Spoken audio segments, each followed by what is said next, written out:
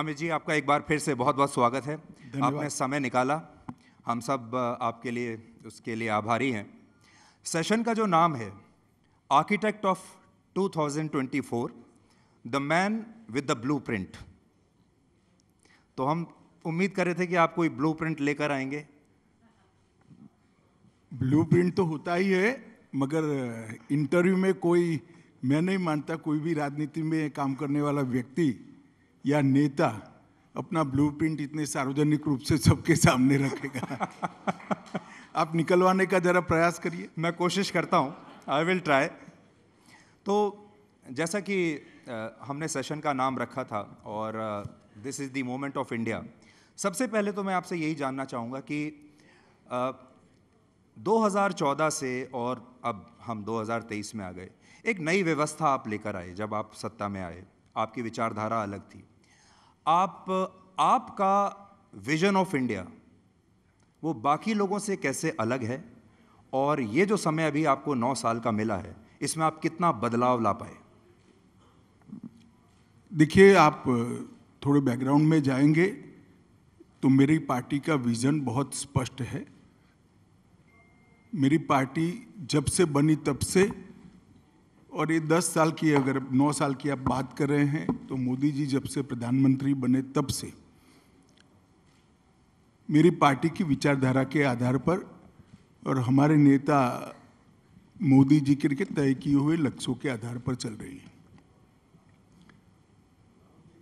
जहाँ तक विजन का सवाल है, हम शुरू से राजनीति में मानते आए हैं कि ये देश एक अलग प्रकार का देश है। ये देश बहुत पुराना देश है, हमारा गौरवशाली इतिहास रहा है, और इस देश की नीतियाँ इस देश की स्थानीय परिस्थिति के आधार पर बननी चाहिए, न कि 2-3 करोड़ की आबादी वाले देशों से एडॉप्ट की हुई नीतियाँ हो सकती हैं। और दूसरा, हम मानते हैं कि जिस प्रकार का भारत के अंदर पोटेंशियल पड़ा हुआ है, हमारे देश के भूभाग में, हमारे देश की जनता में, और विशेषकर देश के युवाओं में, हम सब ने लक्ष्य रखना चाहिए कि जब आज़ादी की शताब्दी हो तब हर क्षेत्र के अंदर भारत दुनिया में सर्वप्रथम हो। यही नीति लेकर हम चल रहे हैं और इसी के लिए हर क्षेत्र में हम काम कर रहे हैं। अमित जी, आर्किटेक्ट ऑफ 2024, सबसे बड़ा सवाल आज सबके मन में जो है वो ये कि अगले साल जो चुनाव होगा लोकसभा का, अब उसमें क्या होने वाला है? अगले साल से इस देश को कौन चलाएगा? आप ही चलाते रहेंगे या कोई बदलाव आएगा? और आप भी चलाएंगे तो क्या इसी स्वरूप में या किसी और फॉर्मूले के तहत?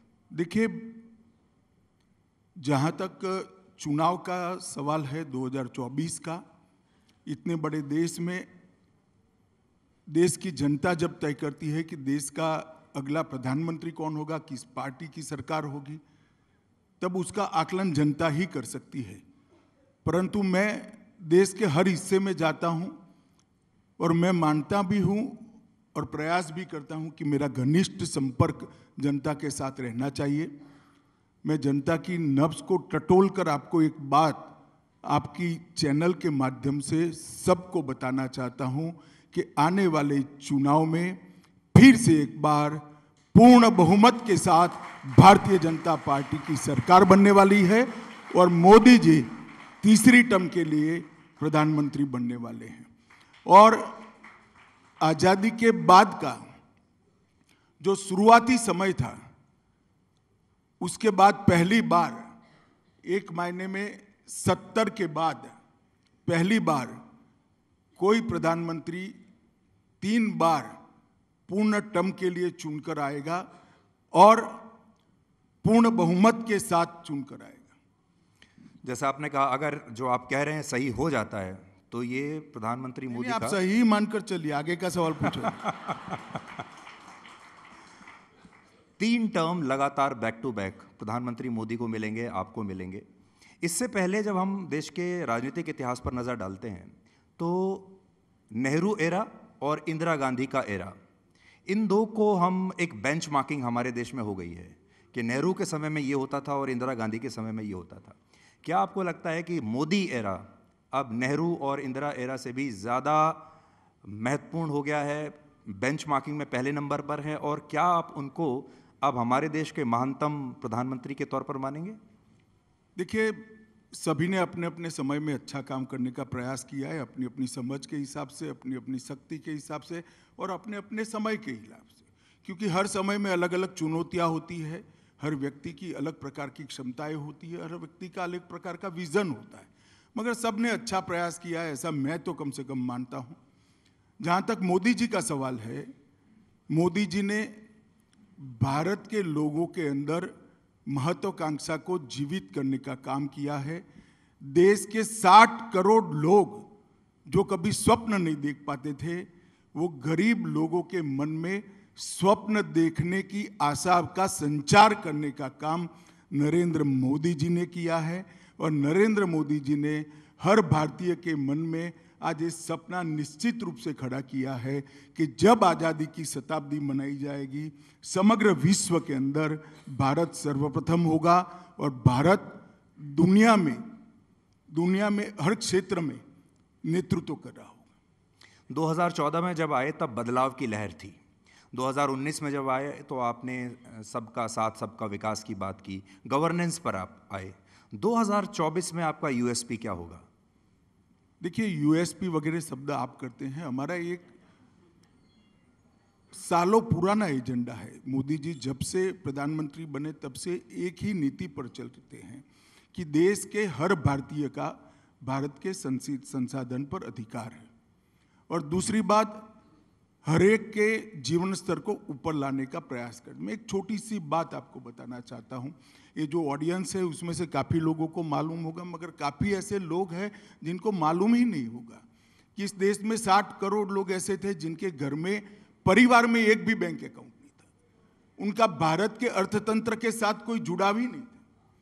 इस देश में 10 करोड़ घर ऐसे थे जहाँ शौचालय नहीं था, टॉयलेट नहीं था। इस देश में 3 करोड़ घर ऐसे थे कि जहां बिजली ही नहीं थी।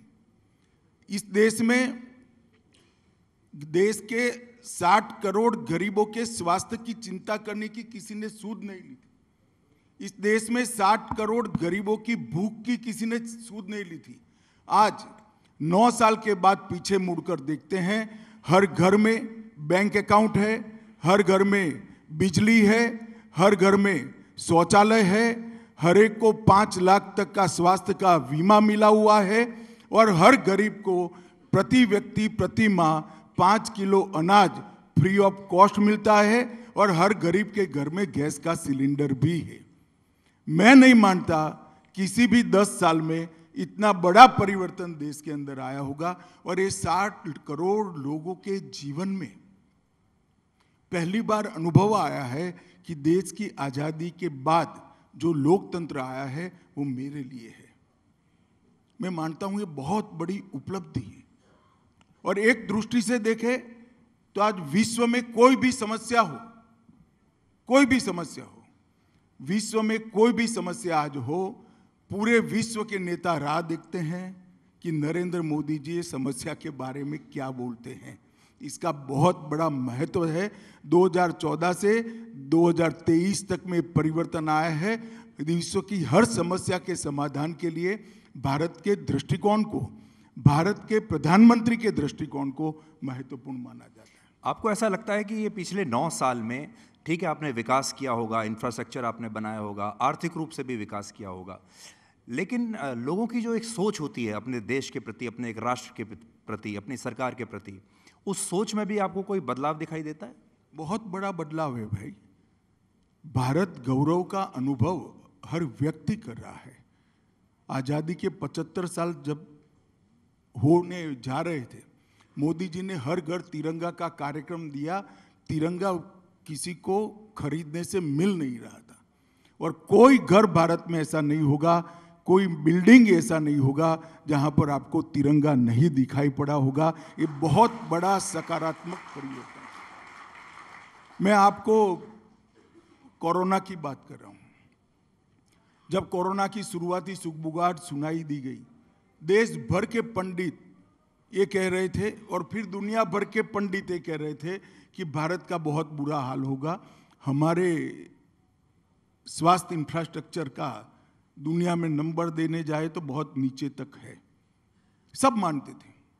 मगर जब कोरोना समाप्त हुआ तब पूरी दुनिया ने स्वीकार कर लिया कि कोरोना का सामना भारत ने सबसे अच्छे तरीके से किया है।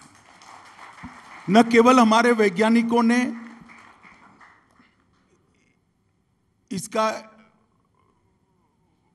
R&D कर हमारे वैज्ञानिकों ने इसका एंटीडोट बनाए, ये तो ठीक है, परंतु इसको 130 करोड़ लोगों तक टीकाकरण करना, ये टीकों को पहुंचाना, 17,000 फुट ऊंचाई से लेकर सागर के मध्य में बने हुए छोटे हुए गांव के और लक्षद्वीप के एक अंतिम परिवार तक, और पहुंचाना, टीका देना, और 5 ही सेकंड में इसको मोदी जी की हंसती हुई फोटो के साथ टीका की रिसीट भेज देना, ये बहुत बड़ी बात है। मैं मेरा अनुभव बताता हूं। मैं अमेरिका से आए हुए एक मेरे निजी स्वजन को मिला हूं, जिनको बहुत तकलीफ थी यहाँ आने में। उस वक्त मैंने बोला क्या प्रॉब्लम हो गया भाई, इतने चिंतित क्यों हो आप लोग? तो उसने कहा हमारा वैक्सीनेशन तो हो गया है मगर सर्टिफिकेट नहीं मिल रहा है। मैंने बोला हमारे यहाँ लगवा देते पहले आकर, तो मोबाइल पर आ जाता। आज पूरे देश में बिहार का एक व्यक्ति अगर गुजरात के अंदर श्रमिक है और किसी कारखाने के अंदर वो श्रमिक का काम कर रहा है, उसको अपने हिस्से का 5 किलो चावल या 5 किलो गेहूं गुजरात में चाहिए तो अपने कार्ड से ले लेता है और उसके बाकी के परिवार का बिहार में मिल जाता है। ये बहुत बड़ी उपलब्धि है। टेक्नोलॉजी का उपयोग कर कर जनता तक मोदी जी ने शासन की सुविधाओं को पहुंचाया है। ये बहुत बड़ा परिवर्तन है। और एक बात आप मान कर चलिएगा, चाहे स्टार्टअप की बात कर लीजिए, चाहे इंडस्ट्रियल डेवलपमेंट की बात कर लीजिए, चाहे पॉलिसी बनाने की बात कर लीजिए, हर क्षेत्र का मिला जुला आज असर ऐसा है कि इतनी दुनिया भर में स्लो डाउन की चर्चा हो रही है, भारत वो स्लो डाउन से आगे निकल चुका है कोरोना के बाद। ये मोदी जी ने बनाई हुई नीतियों का परिणाम है। आर्थिक नीतियों पर हम चर्चा करेंगे। अब आपके बारे में बात करते हैं। मोदी जी ने जब भी आपको कोई जिम्मेदारी दी, आपने बहुत अच्छे से निभाई। 2014 के चुनाव में आपने बहुत कमाल का आपका खुद का प्रदर्शन था, जिसकी वजह से आपकी पार्टी को फ़ायदा मिला। आपने यूपी में इतनी सीटें दिलवाई। फिर आप बीजेपी के अध्यक्ष बने, बीजेपी को नई ऊंचाइयों पर आप ले गए, और फिर आप होम मिनिस्टर बने इस देश के। ये 4 साल जो आपके गृह मंत्री के तौर पर रहे हैं, अगर मैं कहूं कि आप how will you rate yourself as the home minister? देखिए, रेटिंग तो जनता ही करती है, और ज़्यादा से ज़्यादा साहस कर लो तो आप लोग करते हो। बाकी अधिकार तो जनता का है, चुनाव में जनता बताती रहती है। परंतु मुझे बहुत संतोष है। मैं जब देश का गृह मंत्री बना, तब मोदी जी देश के प्रधानमंत्री 2014 में बने, तब से लेकर आज तक 9 साल में कश्मीर, नॉर्थ ईस्ट और वामपंथी उग्रवाद, ये 3 ऐसे हॉटस्पॉट थे जो नासूर बनकर देश की आंतरिक सुरक्षा को परेशान कर रहे थे लगभग 4 दशक से, जिसका कोई समाधान नहीं दिखता था। और इन 9 साल में मोदी जी की नीतियों के कारण पीछे मुड़ कर देखते हैं तो आज कश्मीर के अंदर इन्वेस्टमेंट आ रहा है। एक साल में 1,80,00,000 यात्री कश्मीर को विजिट किए हैं। ये आज तक का सबसे बड़ा रिकॉर्ड। हर प्रकार की हिंसा के अंदर 70% कमी हुई है। आतंकवादियों की रिक्रूटमेंट जो लोकल युवाओं से करते थे, वो लगभग बंद हो गई है। पथराव की घटना आज तक जैसा चैनल हमेशा जो बताता रहता था, आज बता नहीं सकता है। जुलूस भी वहां निकलते नहीं है। एक प्रकार से आप ऐसा कश्मीर की जनता फील कर रही है कि कश्मीर के अंदर अब सच अर्थ में कानून और व्यवस्था की परिस्थिति अच्छी है, आंतरिक सुरक्षा की परिस्थिति अच्छी है। इसी प्रकार से वामपंथी उग्रवादी क्षेत्रों में मैं आज आपके चैनल के माध्यम से देश की जनता को बताना चाहता हूं कि इन 9 साल के प्रयासों के परिणाम स्वरूप झारखंड और बिहार पूर्णतया वामपंथी उग्रवाद से आज मुक्त हो गए। मध्य प्रदेश, महाराष्ट्र, उड़ीसा, तेलंगाना और आंध्र प्रदेश भी लगभग मुक्त हो गए। छत्तीसगढ़ के 4 जिलों में वामपंथी उग्रवाद बचा है। मुझे भरोसा है कि इसमें भी हमारी सिक्योरिटी फोर्सेस को काफ़ी सफलता मिलेगी। वामपंथी उग्रवादी क्षेत्रों में भी लगभग 65% से ज़्यादा हर क्षेत्र में, हर प्रकार के आंकड़ों में कमी आई है। और इसी प्रकार से नॉर्थ ईस्ट के अंदर 8 राज्यों में ढेर सारे युवाओं ने सरेंडर किया है, हथियार डाले हैं, मेन स्ट्रीम में आए हैं। हमने कई सारे समझौते किए हैं। नॉर्थ ईस्ट के 2 राज्यों के बीच में सीमा के समझौते जब से राज्य बना तब से नहीं होते थे, आज हो रहे हैं। वहाँ पर डेवलपमेंट पहुँच चुका है, विकास पहुँच चुका है और बाढ़ का नियंत्रण भी हो चुका है, रोड भी बने हैं और नॉर्थ ईस्ट की सभी राजधानी को रेल और हवाई मार्ग से जोड़ने का काम भी 24 के पहले पूरा हो जाएगा।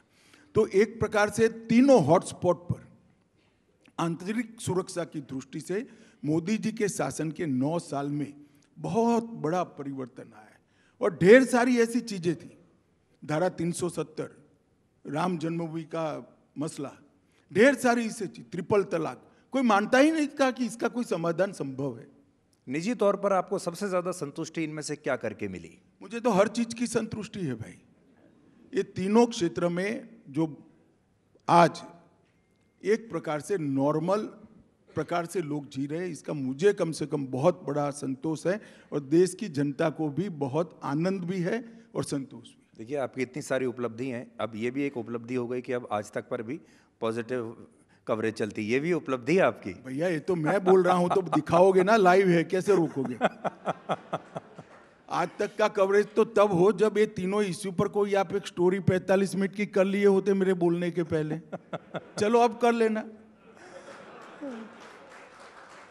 आपने जम्मू कश्मीर की बात की और आपने कहा कि इतने वहाँ पर पर्यटक गए, उन पर्यटकों में राहुल गांधी और प्रियंका गांधी वाड्रा भी थे और हमने उनकी तस्वीरें देखी, वो बर्फ़ में खेल रहे हैं और पिकनिक मना रहे हैं। तो लेकिन उन्हें तब भी कश्मीर में कुछ अच्छा नज़र नहीं आया। वो तब भी यही कहते रहे कि कश्मीर में बहुत समस्याएं हैं। तो आपको लगता है उन्हें आपको धन्यवाद देना चाहिए था, या क्योंकि आपकी वजह से वो इतना अच्छा, they had a good time there? नहीं, धन्यवाद की मेरी कोई अपेक्षा नहीं है, परंतु मैं इतना जरूर कह सकता हूं कि उसी लाल चौक में मुरली मनोहर जोशी जी और मोदी जी राष्ट्रध्वज फहराने के लिए गए थे। सेना से घिर कर जाना पड़ा था और हेलीकॉप्टर से पहुंचाना पड़ा था, क्योंकि वहां संभव ही नहीं था। राहुल गांधी कोई भी सिक्योरिटी के बगैर गए। उन्होंने खुद कहा है कि देखिए मैंने लाल चौक में झंडा फहरा दिया। उनको ये मालूम नहीं है आपके समय में नहीं फहरा सकते थे, आज फहरा सकते हो, ये मोदी जी के कारण हुआ है।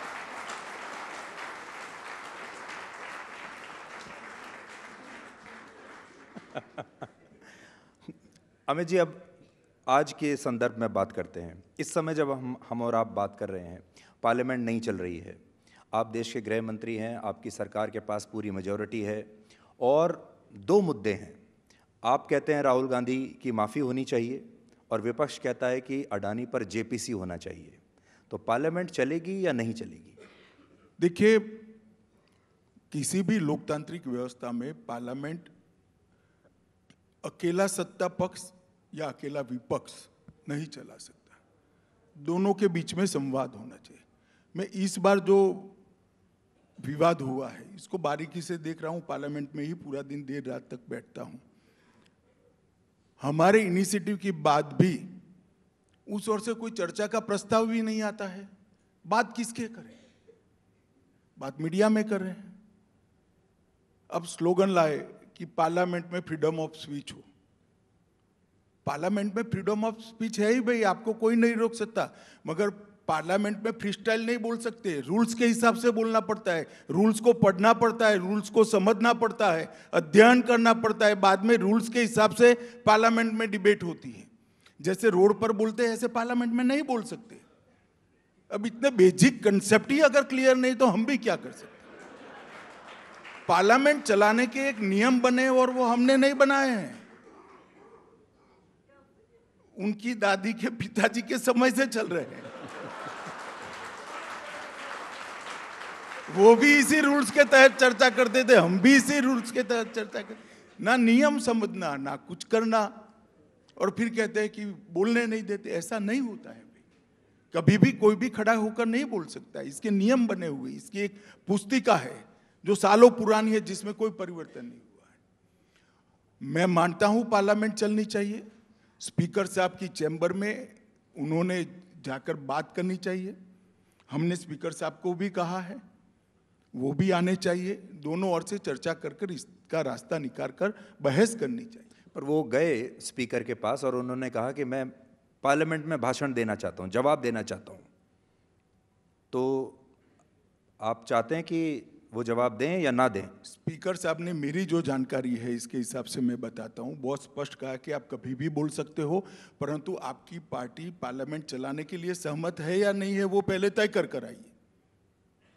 तो पहले अब उनकी माफी होगी या पहले जेपीसी बैठेगी?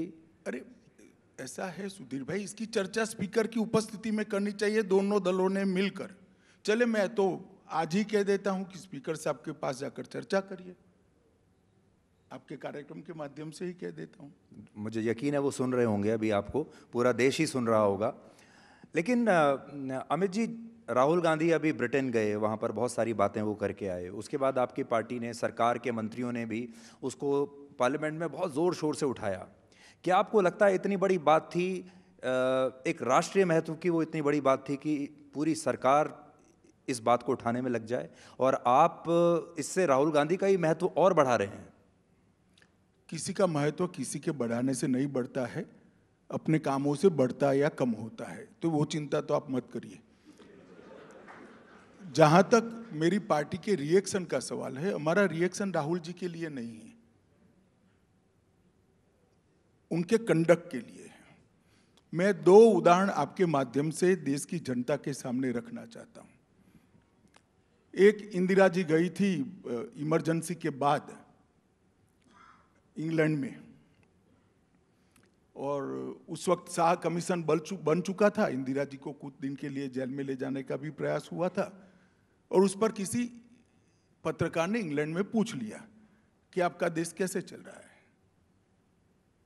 तो उसने कहा, वी हैव सम इश्यू, मगर मैं यहां नहीं बताऊंगी, मेरा देश अच्छा चल रहा है। और विदेश में आकर मेरे देश के खिलाफ मैं कुछ नहीं बोलूंगी, यहां आकर मैं इंडियन हूं। एक दूसरा, अटल जी विपक्ष में थे और कश्मीर पर यूएन में चर्चा होनी थी, सरकार कांग्रेस की थी। पहली बार आज तक के इतिहास में, और अंतिम बार हुआ है कि भारतीय दल का नेतृत्व किसी मंत्री ने नहीं किया था, विपक्ष के नेता अटल बिहारी वाजपेयी ने किया था, क्योंकि ये कश्मीर पर चर्चा थी जी।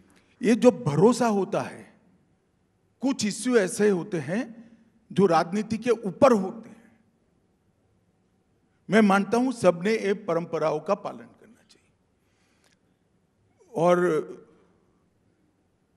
हम ना उनकी पर टिप्पणी करें ना उनके उद्गारों पर टिप्पणी करें। भारत की विदेश में जाकर बुराई करनी चाहिए या नहीं करनी चाहिए, किसी और देश की संसद में जाकर बुराई करनी चाहिए या नहीं करनी चाहिए, इस बात पर हमारा टिप्पणी है। और मैं मानता हूं कांग्रेस ने देश को कभी ना कभी इसका जवाब देना पड़ेगा। पर आप माफी पर बिल्कुल अड़े नहीं है कि माफी मांगनी ही पड़ेगी? भाई, अड़े है नहीं अड़े है, आप स्पीकर नहीं हो। मैंने कहा कि स्पीकर के सामने बैठकर दोनों पार्टियां चर्चा करें, 2 कदम वो आगे आए, 2 कदम हम आगे आए, संसद चलने लगेगी। मगर सिर्फ प्रेस कॉन्फ्रेंस करना और एक्शन में कुछ नहीं करना, ऐसे नहीं होता है। अभी कांग्रेस पार्टी ये भी कह रही थी कल की शेर आ गया पार्लियामेंट में, इस तरह की बातें अब हो रही हैं। कांग्रेस पार्टी ने कल कहा जब वो पार्लियामेंट आए कि शेर आया, संसद में शेर आया।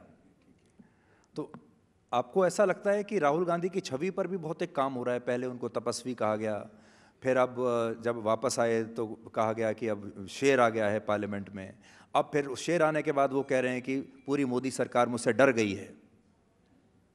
देखिए, जनता बहुत मुहिम तरीके से सारी चीजें देखती है। ये पूरी तपस्या के बाद नॉर्थ ईस्ट में 3 चुनाव हुए, तीनों चुनाव हार गए, कहीं कुछ नहीं आया। एक भी जगह 5 का आंकड़ा क्रॉस नहीं कर पाए, और तीनों उनके स्टेट थे। ये पूरी तपस्या के बाद हुआ है। अब इस सवाल के दूसरे भाग पर आते हैं, और वो भाग ये है कि लगातार गौतम अडानी के मुद्दे पर सरकार पर हमला हो रहा है और जेपीसी की मांग हो रही है। ये कहा जा रहा है कि मोदी सरकार ने गौतम अडानी की बहुत मदद की है। उस पर अभी तक देश ने आपका पक्ष नहीं सुना है, और आज मुझे लगता है कि ये बहुत महत्वपूर्ण सवाल है और ये मंच है जहां आप बता सकते हैं लोगों को। नहीं, मैं बड़ी स्पष्ट, हमें कोई कंफ्यूजन ही नहीं है इसमें। देश की सुप्रीम कोर्ट ने एक चीज का संज्ञान लिया, एक कमेटी बनाई है, 2 रिटायर्ड जजों की अध्यक्षता में कमेटी बनाई। उसके सामने सभी लोगों के पास जो तथ्य है वो रखने चाहिए, किसी को नहीं बख्शना चाहिए अगर कुछ गलत हुआ है तो, और वो न्यायिक प्रक्रिया पर भरोसा रखना चाहिए। उसके बाद में भी अगर लगे रिपोर्ट ठीक नहीं है तो जरूर उठाना चाहिए। ये प्रक्रिया को आप फॉलो नहीं करोगे और आपको लगता है कि ऐसे मुद्दे को उठाकर देश को गुमराह कर दोगे, ऐसे कुछ नहीं होता है। जनता भली भांति जानती है, आरोप तब चिपकते हैं कि व्यक्ति का कंडक्ट, पास्ट का जीवन उस आरोप के अनुरूप हो। इस तरह से आरोप नहीं चिपकते हैं। लेकिन अगर सुप्रीम कोर्ट ने इसे सुनवाई के योग्य माना, सुप्रीम कोर्ट ने अगर इसे जांच करवाने के योग्य इस मुद्दे को माना, तो आप भी फिर सरकार भी अपनी ओर से कोई जांच करवा सकती थी, सेबी को कह सकती थी। नहीं, और किसी सुप्रीम कोर्ट ने भी सेबी को कहा है, सेबी ने अपने हलफनामे में कहा है, एक मिनट, सेबी ने अपने हलफनामे में कहा है कि हम जांच कर रहे हैं। सुप्रीम कोर्ट ने भी कहा है कि ये जांच एक पैरेलल चलेगी, आप भी जांच कर एक रिपोर्ट सुप्रीम कोर्ट को दीजिए। सेबी को कहा ही है, और सेबी ने यह भी कहा है कि हम जांच कर रहे हैं।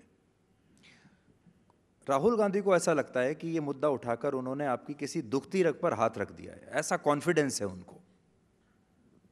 देखिए, अब राहुल गांधी के बारे में मैं इतने बड़े मंच पर कोई सार्वजनिक टिप्पणी करना नहीं चाहता। सबको खुशफहमी में रहने का अधिकार है और रहना चाहिए। अब अमित जी, एक और जो लगातार विपक्ष का आरोप है वो ये कि ईडी, सीबीआई, इनकम टैक्स जैसी एजेंसियों का दुरुपयोग हो रहा है, और लगातार विपक्ष के नेताओं को इस पर निशाना बनाया जा रहा है। इस पर आप क्या कहना चाहेंगे? देखिए, जब 2017 की मैं बात कर रहा हूं, यूपी का चुनाव था, कांग्रेस की एक बड़ी नेत्री ने कहा कि भ्रष्टाचार हमने किया था तो क्यों कार्यवाही नहीं हो रही है, हम पर सवाल खड़े करे थे। अब हो रही है तो हाय तौबा कर रहे हैं। ये सारी एजेंसियां, कोई एजेंसी कोर्ट के ऊपर नहीं है। जी। किसी भी नोटिस को भी आप कोर्ट में चैलेंज कर सकते, एक, किसी भी एफआईआर को कोर्ट में चैलेंज कर सकते हैं, 2, और किसी भी चार्जशीट को भी कोर्ट में चैलेंज कर रहे हैं, 3। भाई, कोर्ट में जाने की जगह यहां पर हो हल्ला कर क्या होगा? और मैं देश की जनता को पूछना चाहता हूं, किसी भी व्यक्ति ने करप्शन किया है, ऐसा अगर किसी भी जांच में एजेंसी के ध्यान में आता है तो एक्शन लेना चाहिए या नहीं लेना चाहिए? और ये सारे लोग जो हाय तौबा कर रहे हैं, इसमें 2 केस छोड़कर सारे केस रजिस्टर्ड उनके टाइम में हुए हैं, हमारे टाइम में नहीं हुए हैं। उन्होंने अपने शासन में जो 12 लाख करोड़ के घपले, घोटाले, भ्रष्टाचार किया, उस वक्त सीबीआई में फिलहाल मामला टालने के लिए केस रजिस्टर कराए थे। फिर इसके अंदर धन शोधन का मामला है तो ईडी कर रही है। पहली एफआईआर उनके समय में हुई है, 2 केस छोड़कर, सारे केस में हमने नहीं किया है भैया। और कोर्ट में जाते हुए उनको कौन रोक रहा है? और बहुत, हमारी पार्टी में तो कम है, उनकी पार्टी में ढेर सारे अच्छे वकील हैं। नहीं, पर अभी उनको बेल भी अगर मिलती है तो वो इसको एक जीत की तरह प्रोजेक्ट करते हैं और ये कहते हैं कि भाई देखिए, चाहे लालू यादव हो, चाहे सिसोदिया हो, चाहे कविता हो, चाहे शिवसेना के जो नेता हों, सिर्फ कुछ खास लोगों को ही निशाना बनाया जा रहा है, या ममता बनर्जी की पार्टी के जो लोग हों। ठीक है, फिर वो कुछ दिन जेल में रहते हैं, फिर बेल लेके बाहर आ जाते हैं, फिर वैसे ही आपके खिलाफ एक दुष्प्रचार वो करते हैं। तो ये एक नैरेटिव वॉर भी है। देखिए, हर चीज को जनता बारीकी से देख रही है और जनता आपका अपना मैंडेट देगी।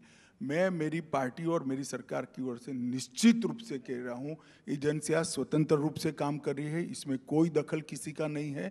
और मेरा सभी से ये अनुरोध रहेगा कि आप न्याय के रास्ते का रुख अख्तियार करिए, यही सही रास्ता है। एक अमित जी, एक बात होती है टाइमिंग।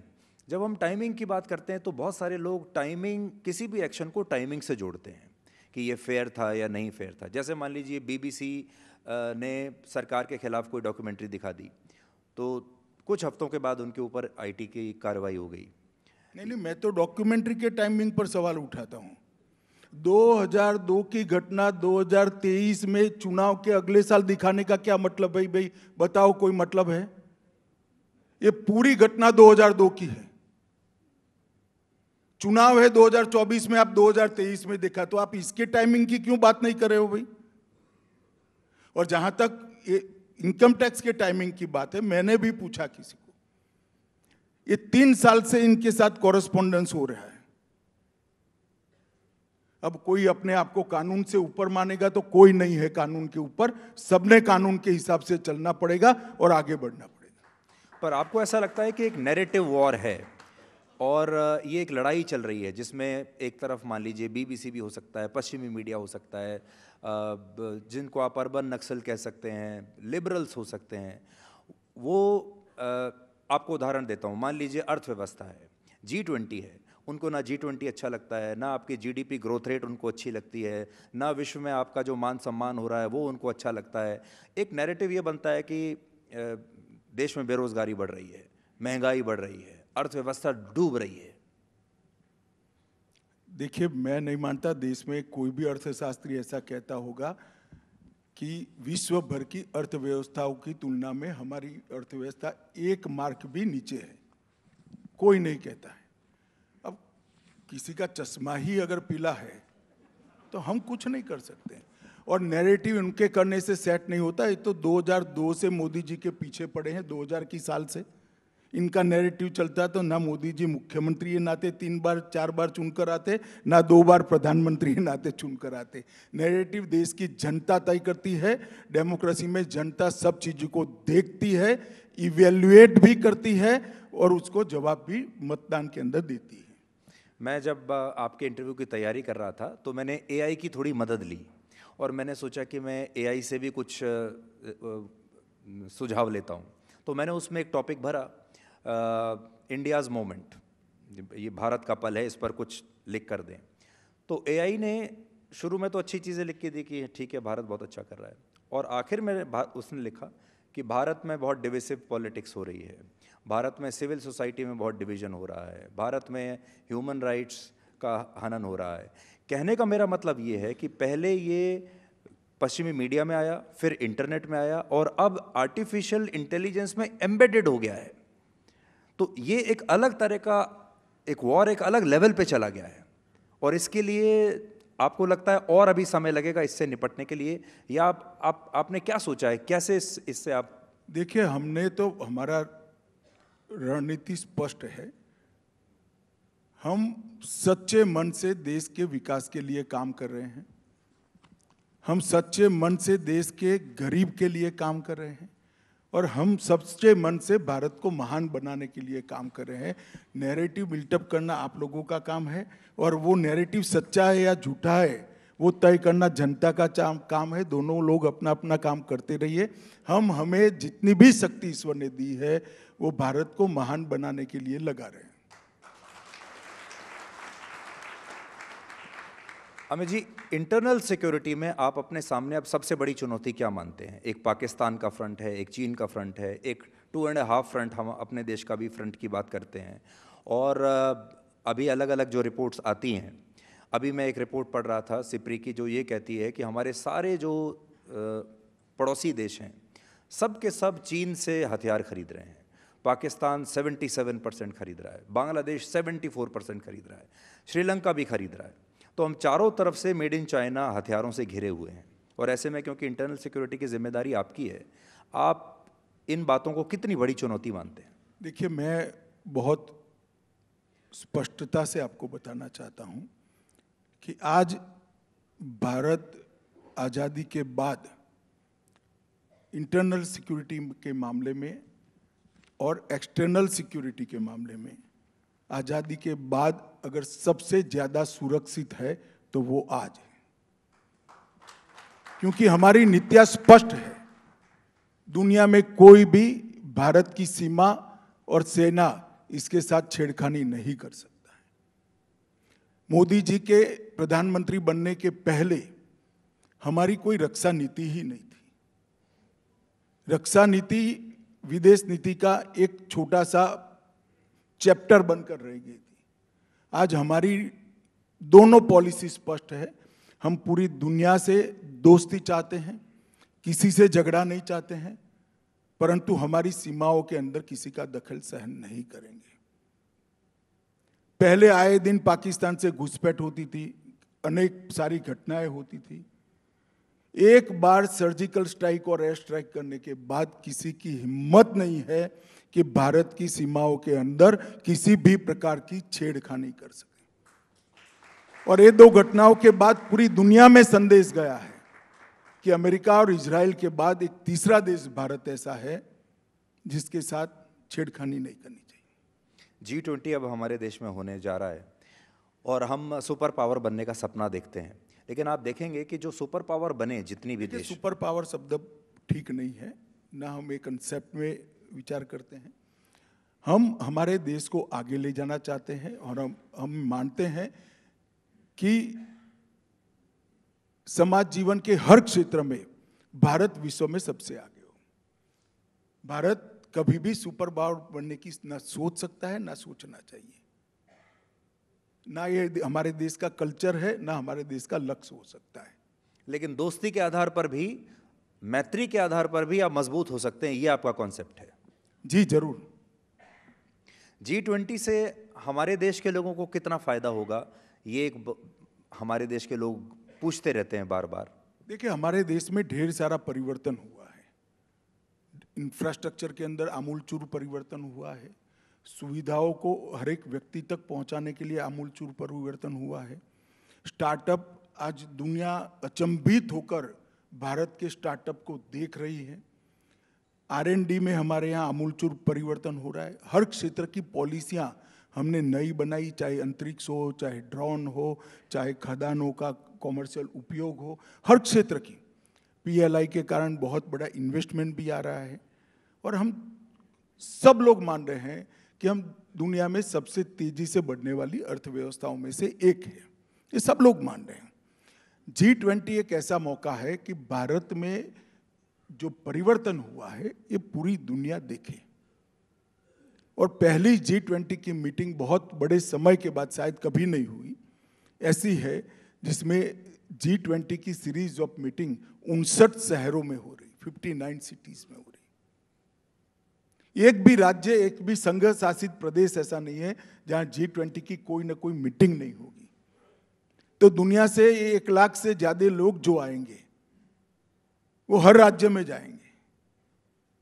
हमारी संस्कृति की जो विविधता है, हमारी खान पान की विविधता है, हमारी जो अतिथि देवो भव का कंसेप्ट है, हमारा वसुधैव कुटुंबकम का कंसेप्ट है, इसको ये फील कर कर जाएंगे और भारत की संस्कृति, नए भारत की कल्पना और भारत के अचीवमेंट तीनों को लेकर वो जाएंगे। मैं मानता हूँ हमारे लिए बहुत बड़ा मौका है और मोदी जी ने इसको बहुत अच्छे तरीके से प्लान कर कर भारत का दुनिया को परिचय कराने का एक प्लेटफॉर्म बनाया है। और जो लोग यहाँ आएंगे और यहाँ से जाएंगे वो सारे लोग भारत की सुगंध लेकर जाएंगे। मैं वापस 2024 पर आता हूँ। आप 2024 के लिए, लोकसभा चुनाव के लिए अपना सबसे प्रमुख प्रतिद्वंदी किसको मानते हैं? आप कांग्रेस मुक्त भारत की बात करते थे, अब कांग्रेस से मुक्त आप कर पाए भारत को या नहीं कर पाए, या फिर क्षेत्रीय दलों को आप अपना सबसे बड़ा प्रतिद्वंदी मानते हैं? देखिए, अभी तो जो चित्र देख रहा है, हर राज्य में हमारी स्पर्धा किसी न किसी अलग अलग दल से होगी, ऐसी स्थिति दिखाई पड़ती है। मगर स्पर्धा तो है ही, लोकतंत्र में सभी लोग चुनाव लड़ते हैं, अपनी अपनी बात को, अपने अपने विचारों को, अपने अपने बैकग्राउंड के साथ रखते हैं और जनता फैसला करती है। पर बीजेपी का ट्रैक रिकॉर्ड अगर आप देखें तो आप कांग्रेस से जब लड़ते हैं तो आसानी से जीतते हैं, लेकिन जब क्षेत्रीय दल से आप लड़ते हैं तब थोड़ी परेशानी होती है। ऐसा नहीं है, यूपी में हम 4 चुनाव सपा बसपा से लड़कर जीते। ये उत्तर भारत, आरजेडी को कई बार हमने बिहार में हराया है, कई बार हराया है। नॉर्थ ईस्ट में हम क्षेत्रीय दलों से ही लड़कर जीते हैं।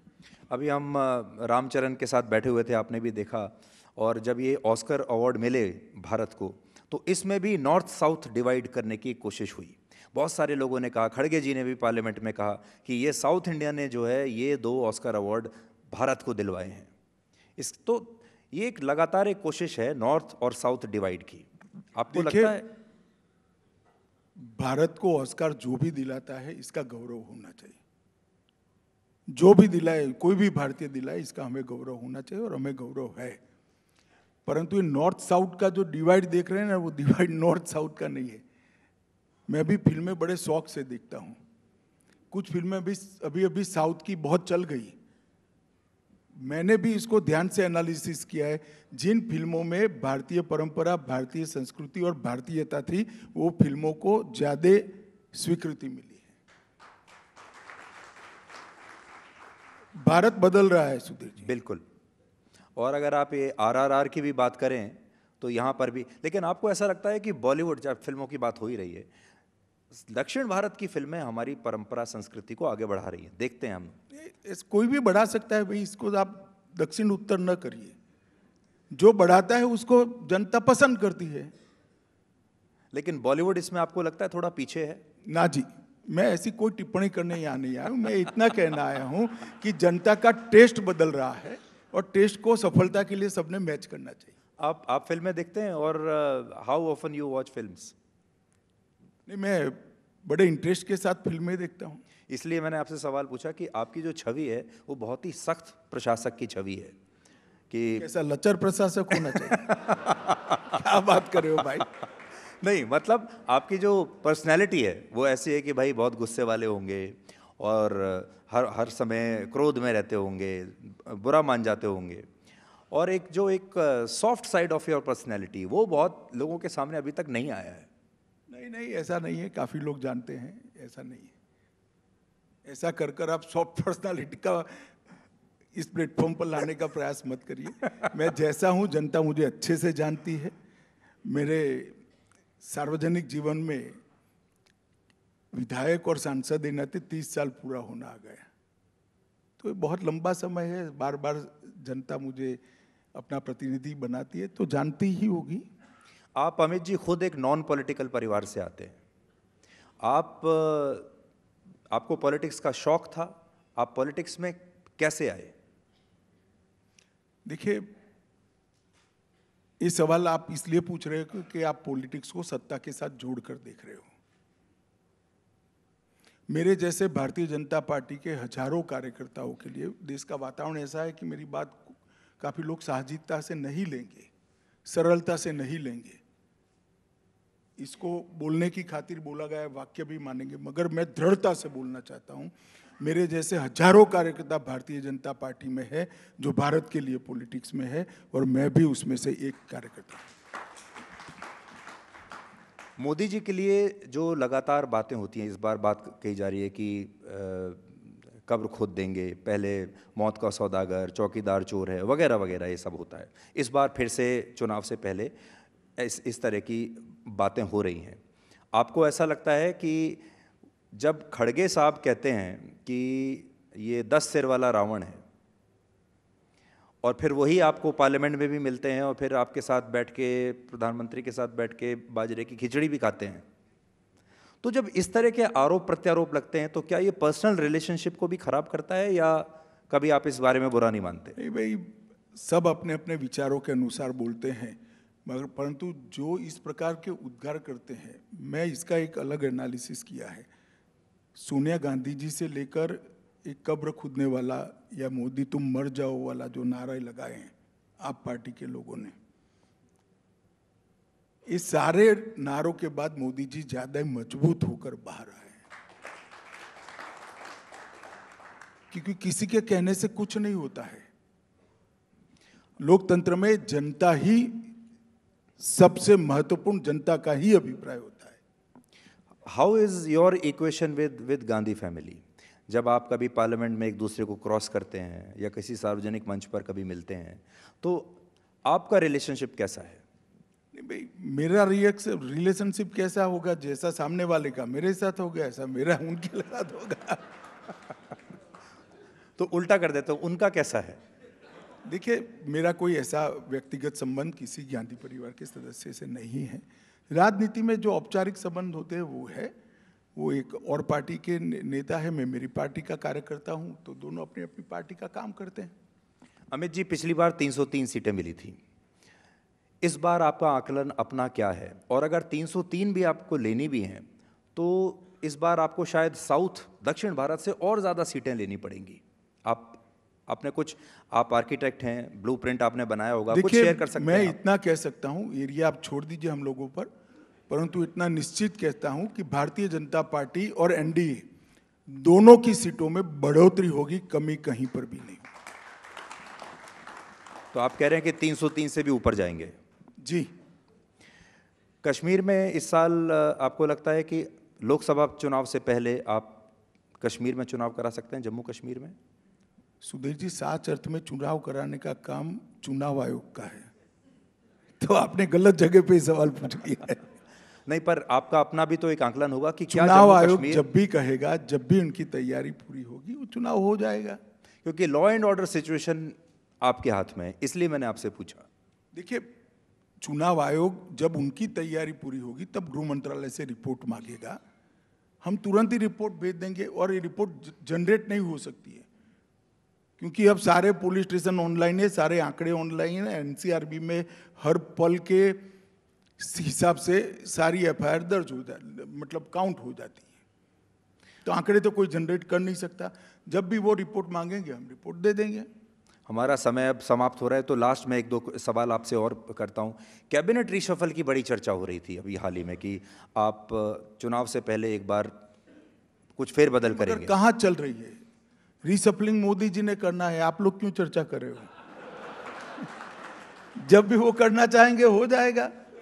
संविधान ने मोदी जी को जिम्मेदारी दी है कैबिनेट रीशफलिंग की, तो सबने एक्स्ट्रा बर्डन नहीं लेना चाहिए। नहीं, हम लोगों को बहुत टेंशन हो रही है इस बात की।